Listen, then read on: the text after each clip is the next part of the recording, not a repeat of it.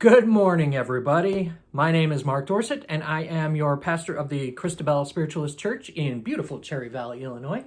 Now, as you can see, I am coming to you from not our beautiful church in Cherry Valley, Illinois, but due to the inclement weather that was expected, we did cancel church services for this morning, and hopefully everybody got the memo. But so I am coming to you from my bedroom today. And I did think that the view behind me wasn't too bad, so I thought it'd be a good place to use as our backdrop for the day.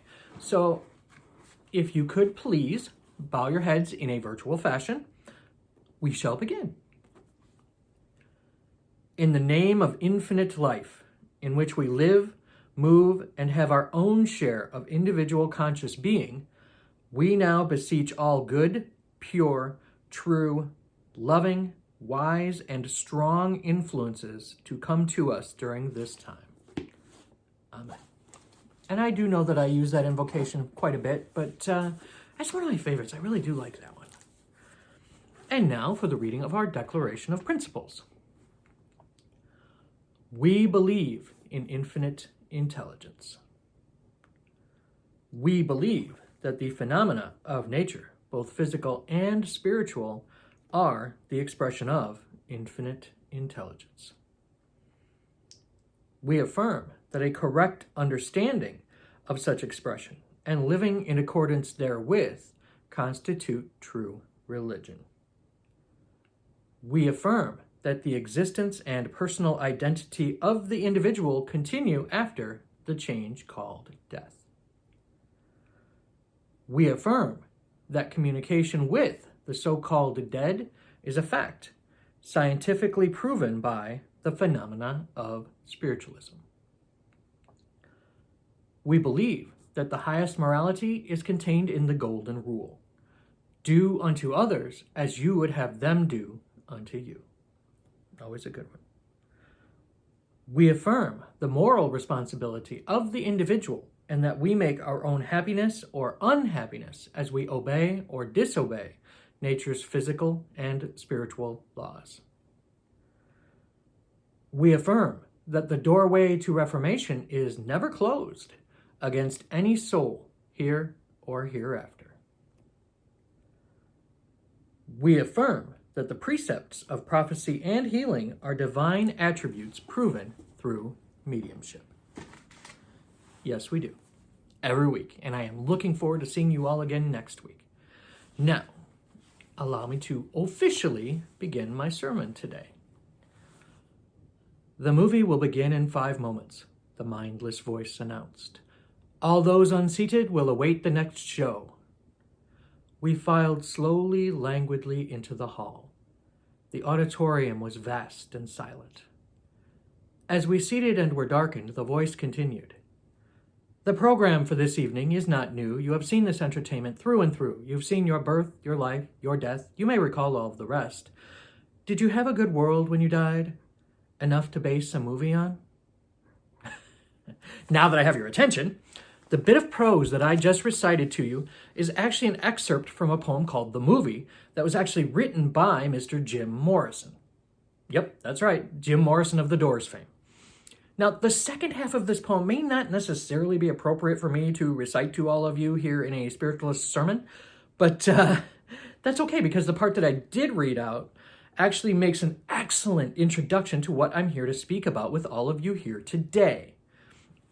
In a manner of speaking, we can all kind of think of our lives as being like a movie.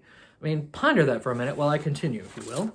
If you think about it, not only are we the scriptwriter working in conjunction with Spirit, we are also the producer, the director, and the star, darling. Uh-oh. I see a lot of raised eyebrows out there in virtual congregation land. That usually doesn't happen until I'm at least 5 minutes into my sermons. Okay, trust me, by the end of our little chat here, all the plot points that I'm about to lay out before each of you will tie together into a nice, complete little story. While it may not be Oscar-worthy, I really am hoping that if I'm lucky, I can avoid taking us all into Razzie territory. Okay. So, in order to properly begin our sermon today, I really need to ask you all a question first. How many of you have seen the movie The Truman Show? Can I get a show of hands out there virtually? Yeah, this happens to be a movie that actually my incredible wife, Deb, really enjoys. She loves this movie. So for all of you congregation members out here virtually watching me today, let me refresh your collective memory regarding the plot. And for those of you who have never seen it, and you may not necessarily want to hear my synopsis of it until after you've seen the movie, spoiler alert. A man by the name of Truman Burbank is living in a small town on a small island in the Florida Keys. As he's going about his life, he starts to feel like something is missing. Over time, that feeling grows. Truman is just not happy. And then he starts to notice patterns in the people and surroundings that he interacts with every day. He comes to realize that he's actually the star of a television show, that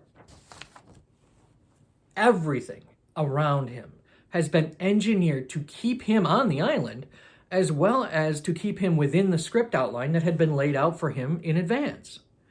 Now, because of all of this, Truman has an epiphany. In his life, he's just been going through the motions, and without ever really even realizing just that he had a chance to change his whole life all along. He just had to choose to. Once Truman figures it out, once he figures out that he's been living on autopilot all this time and really not putting a whole lot of thought into what he's doing with his life, he realizes exactly what is missing. Self-actualization. Thank you, Dr. Goldstein. Okay, so I know that I just used a big 7-syllable word there, but it really is the best way to describe just what I'm talking about.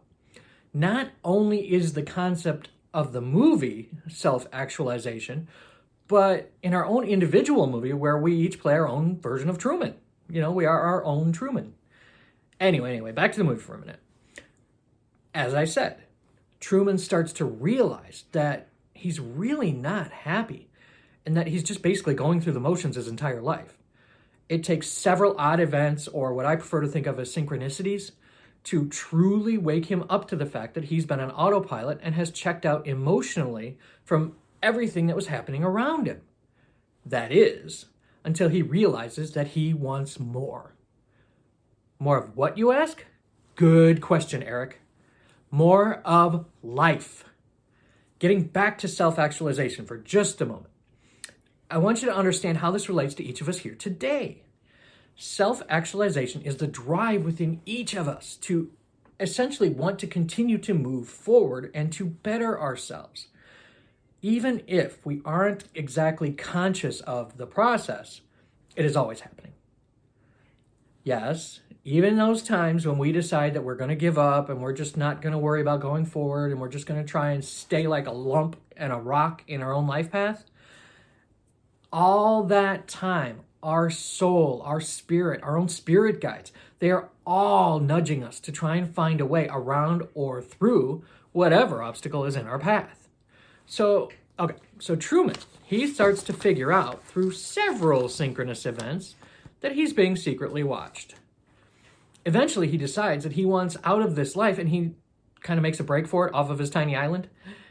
Now, our intrepid Truman decides that the illusion of safety and security in his pretend town just was not enough for him anymore. He finds out that his entire life has been lived on the world's largest soundstage. Smiling, Truman leaves the stage and heads out of his comfort zone and into the real world. The end. Aw, cue those happy tears, everyone. Now, remember how at the very beginning of this sermon I told you to ponder the concept that our lives are all like a movie? That's right. Much like the hero of the film I just spoke about, we are all the Truman of our own show. Okay, now here's the thing. And I know, there's always a thing. It is up to each of us to decide what type of movie that we are going to be living in.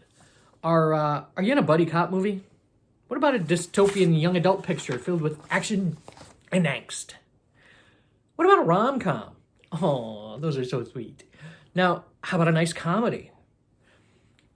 please tell me that none of you have chosen to live in a horror movie. Although, I suppose if you are the main character of a horror movie, that's better than being one of the ancillary characters because, usually the main character makes it to the sequels. So I guess that can't be all bad. But anyway, next question that I have for you. Are you playing the lead in your own movie, or have you chosen to make yourself the sidekick? I love the virtual looks I'm getting out there right now.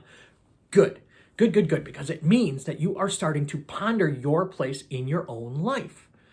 Ideally, we are all the star of our own lives, and we have others around us that we've allowed to be our supporting cast. Sadly, I've seen far too many people who have given up the leading role in their lives to someone else. No, I mean, seriously, really, they do. They do it all the time. How many of you have given up a lot of the control that you have over your life because you either didn't feel good enough, or you were kind of afraid that you wanted to think that if you thought for yourself you'd make too many mistakes, or honestly, this is what I'm really talking about when I talk about giving up control, turning over the director's seat to someone else. What about those people who, just felt intimidated and didn't want to make waves just in case they were afraid Jaws was going to come out of the water? And I think you know what I mean by that, but we all have people in our lives who are just so overbearing that it can feel like you're getting eaten by a shark just to try and stand up to them. We all know what I'm talking about, don't we? Other times in our lives, our fear is really what keeps us from truly self-actualizing. Much like what Truman keeps talking about in the movie, like what he went through in the movie, there was a large part of that movie where he felt like he just needed to make a change. He needed to do something to help break free of the rut that he was in and to move forward. Yet his fear held him back. Sorry, I just cracked myself up there. Okay, so for Truman, it happened to be a fear of the water, a fear of crossing water specifically. And that was a fear that the producer of the show had instilled in him as a child. There's actually a pretty nice plot device, right? You put someone on an island and then you make them afraid of water. That was pretty good. So what is it that keeps you from leaving your island? I mean, what in your life holds you back from being who you truly want to be? Okay, spoiler alert, it's you. Not anyone else. Not even the circumstances you've written into your movie script. It's you. Or in my case, it's me. It is your movie after all, so it really is all about you. Don't forget that. No matter how you try and rewrite the script to put someone else in the leading role, it is all about you. Even when you've tried to make yourself a supporting player, even when someone comes along and you've given them script control, it doesn't matter. You are still the producer of the movie project that is your life. In other words, even when you may not feel like it, you are the one in control. You always have a choice. I mean, really, isn't that a wonderfully empowering thought? Yes. Yes, it is, Mr. Pastor Man. Okay. So now that you understand that you are completely in control and not only are the star of your own movie, remember that we all can create a life that is, as Jim Morrison said, enough to base a movie on. As you go forward this week, spend a little time each day. Just a couple of minutes will do. You don't have to spend, a lot of time on this, but just spend a couple of minutes silently listening to your soul, your spirit guides. Don't let yourself feel stuck for long. Meditate on how you can be the best, most self-actualized person you can possibly be. It doesn't matter what your current circumstances are. Remember that as the writer, producer, director, and star of your own movie, you have an amazing amount of creative freedom. Don't be afraid to hop into your own boat and sail off the island that your fear is keeping you on. Channel your inner Truman this week. Go forth and be brave, be strong, be true, and be happy. Oh, yeah, and I almost forgot. Good morning. And in case I don't see you, good afternoon, good evening, and good night. Thank you.